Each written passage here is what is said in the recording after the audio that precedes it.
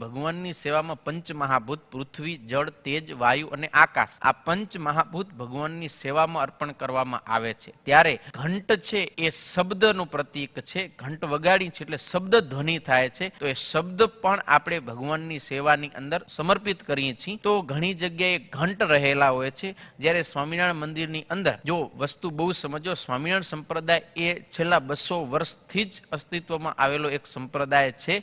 મતલબ આધુનિક સંપ્રદાય છે અને એમાં ટેકનોલોજી બહુ એની સાથે જોડાયેલી છે. ત્યારે આજે એવા જે ઘંટ છે એ સ્વામિનારાયણ મંદિરમાં જોવા નથી મળતા, પણ યંત્ર જે છે મંદિરમાં, નગારું જેને આપણે કહીએ છીએ, એ નગારાની અંદર પણ એક ઘંટ હોય છે, ઝાલર હોય છે.